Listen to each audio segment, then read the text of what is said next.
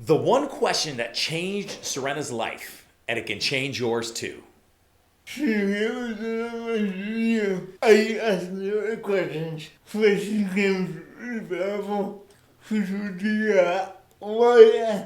How? I'll take it away.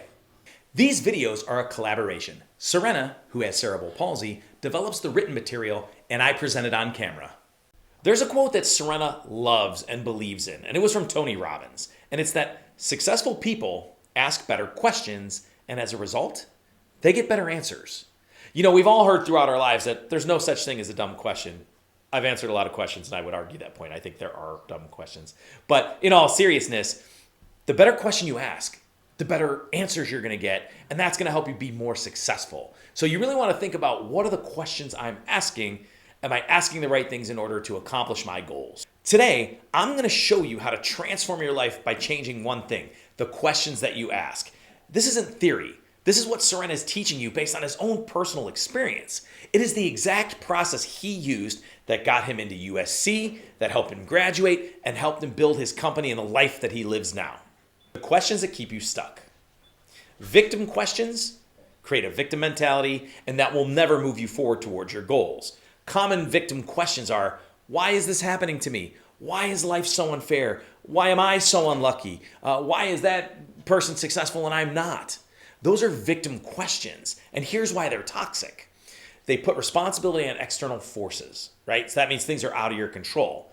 Thus, you become powerless. They tend to lead to complaining, not to problem solving, and they actually create a victim mentality. We've all had friends and family and coworkers that are always the victims, right? We've all known those type of people, and those are the type of people that don't accomplish much. They're stuck. So you want to avoid having that victim mentality. You know, for years, Sourena asked, why can't I go to college? And that question had no good answer. It just made him bitter, made him feel stuck.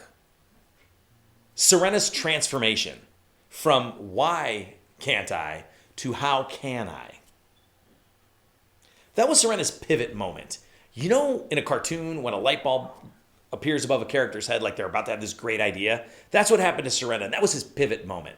He had a friend that called him from college and told him how great college was, and he was having a great time with the classes and the sports and the parties and the fun, and Sourena just broke down in tears. Well, his dad heard him, and he went over and said, Sourena, what's wrong? How can I help? What's going on? And Sourena said, and this was the pivot moment, sucked back the tears and said, I'm going to USC. And his dad asked, how? And Sourena said, I have no idea. I just know that I'm going to USC. But at that moment, something had shifted. In Sourena, it went from why can't I to how can I? He didn't have the answers yet, but that was the new question he was asking. He had always said, this is impossible. And then he changed it to, is this possible? Right? And then he went from, well, nobody will help me, to who's had this same issue and solved that problem before? He completely shifted the way he looked at all these questions, and as Tony Robbins suggests, started asking better questions. So the new questions that Sourena would ask himself is this realistic? Has anyone else with his disability accomplished this? You know, what systems do elderly people that need the same sort of assistance use? Right? Who can I talk to at USC? How do I find the right people to try to make this happen? In less than 1 year, which is a short amount of time, Sourena was at USC. Fewer than 2 years later, he graduated. And guess what? He didn't die of embarrassment. He just found out, asked the right questions, got better answers, and that's how he accomplished all of this. The anatomy of empowering questions. Great questions are tactical, not ethereal. What makes a question empowering? Well, first, you got to assume a solution exists, right? That's the kind of positive mindset you have to have when you go into this. We're going to assume there is a solution out there. And by the way, a majority of the time, there is a solution out there. You're also going to put the responsibility on you, right? We're not blaming external forces. It's up to us to figure this out. It's up to us to find that solution. Empowering questions help you focus on action, right? And it opens doors instead of closing them. So here's examples of these type of empowering questions for learning, right? You look at, say, how did this person achieve their goals? What is the process that they used? What books should I read on this topic? Who can I study or follow? Who are the coaches and mentors I need to succeed? And for things like problem solving, what's one small step I can take today? Another empowering question is, what resources do I already have that will help me with this? Another empowering question is, is who can help me with this and what would someone successful do in this situation? Those are examples of empowering questions when it comes to problem solving. There are also empowering questions for growth.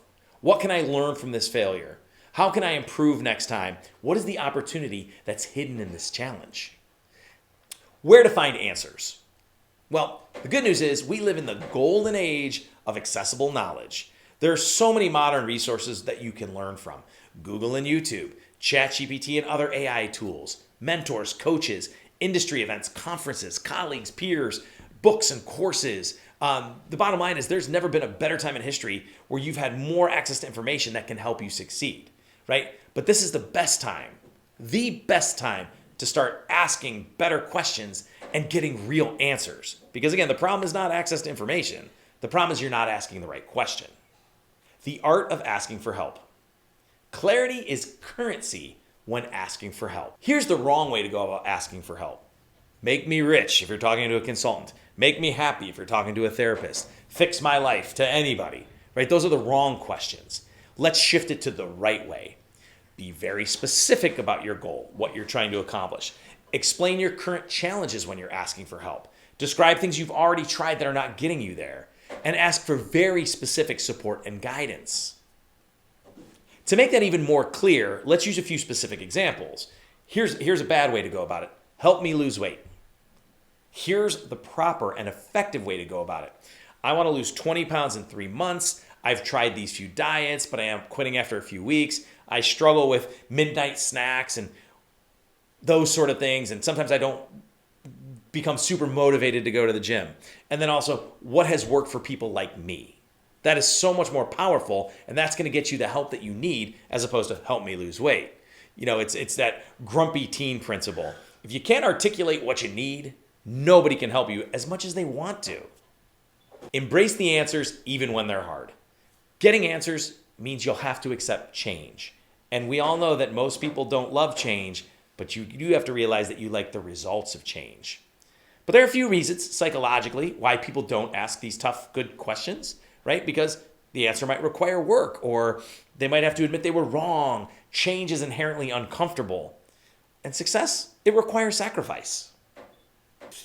If you ask a business coach questions, they're likely going to come back at you with some uncomfortable action items, things you haven't done before that push you out of your comfort zone.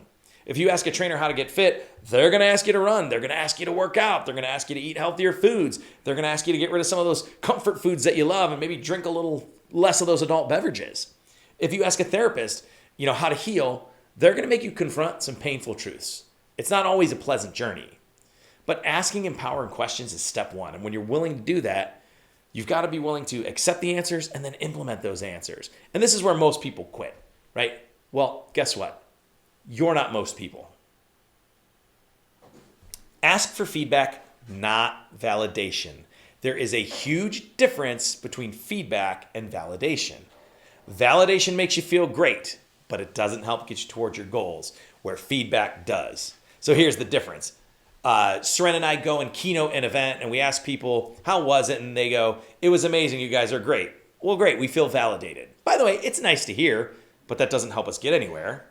Feedback would be, hey, here's what we liked about it, and here's where we thought you could be better. And I will tell you personally, as someone who speaks quite a bit, I used to ask for feedback from people in the room. First of all, the people aren't often comfortable enough to tell me real feedback, right? So the answer would be like, oh, it was great, it was great, it was great. That doesn't mean it was really great. And was it nice to hear? Sure, but it didn't get better. So now every time I speak, I'll ask a few people in the room, do me a favor, tell me something that really resonated with you during my session, my presentation, and tell me one thing you thought I could have delivered better. And that's the kind of feedback that helps me improve as a speaker. So here's the thing. Here's why feedback ultimately is better than validation. It exposes blind spots, things you don't see that you need to work on. It accelerates your improvement, right? Because when we're asking for feedback, we're going to understand what needs to be fixed faster than if we just sat there and waited to hopefully figure it out. It saves you with wasted effort. It helps you build real skills. The key is, again, surrounding yourself with people who will tell you the truth, not just what you want to hear. Your life is shaped by the questions you ask. If you ask victim questions, you'll get victim answers. But if you ask empowering questions, you'll get empowering results. So here's Sourena's transformation formula. Identify the disempowering questions that you're currently asking. Reframe those into empowering, action-oriented questions. And seek out the answers. And guess what? They are everywhere. Then, the answers aren't enough. That's just potential. Action is power. Implement what you learned, even when it pushes you out of your comfort zone, even when it's really challenging. And then ask for feedback, make adjustments, and repeat. So here's Sorena's challenge to you. This week, catch yourself in asking a disempowering question. Why me? Why is this so hard? Why is everyone else lucky and I'm not? And reframe it into, why can't I? How can I? And when that happens, write that down. Find one answer and take action. So what's one empowering question you're going to start asking yourself? Write that in the comments below. Let's inspire each other. Remember, questions are just the first step on a journey to transformation. So go out there and start asking questions that actually improve your life. And you know what? You got this. If you enjoy this content, make sure that you download Sorena's ebook, 5 Keys to an Amazing Mindset, by clicking on the link in the description. And also, please like, comment, and share.